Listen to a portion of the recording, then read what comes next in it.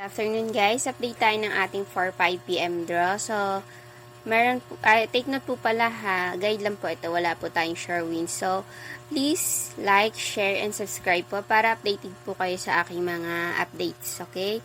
So, proceed po tayo sa ating plus minus. So, sa plus po, meron po tayong, wait lang, ang tagal. Sa plus po, meron tayong 097, 609, 128, and 129. So, ang pinaka-best pick ko po dito sa plus is 097, tsaka 609. Okay, so proceed po tayo sa minus. Sa minus pa, meron tayong 5, 36 rest back po yan. Tapos, si 685, 341, and 743. So, ang pinaka-best ko po dito sa minus natin is si 685 tsaka si 743.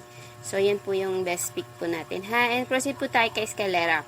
Sa Escalera po, meron po tayong 564, 423, 543, and 978. So, si 564 tsaka si 978 po, rest back po yan. So, ang best combi po natin is si 423 and 543. Yan po yung best Escalera natin, okay?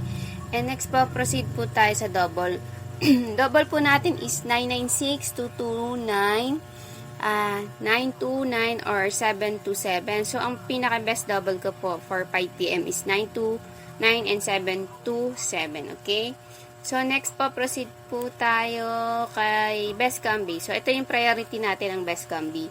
Ang best combi po natin for 5 PM is 754 and 902, 027, and 713, okay? So, ito po ang ating priority, okay? So, next po tayo kay depensa. Sa depensa po natin is bali dalawa lang kasi naulit lang yung dalawa dito. Ang depensa natin is 428 tsaka si 825, okay? Yan ang depensa. Kasi si 182 tsaka 743 nabigay na kanina. So, next proceed po tayo kay triple. Ang triple po natin, pwede naman triple all, pero nag-pick lang ako ng tatlong pinaka-best ko. So, meron akong 7, 8, tsaka si 9. So, ayan.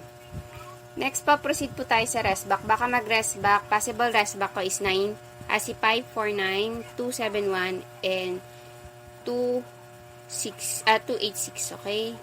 Yung take note po ulit ha, guide lang po ito, wala po tayong sure win. So, please like, share, and subscribe. Thank you po.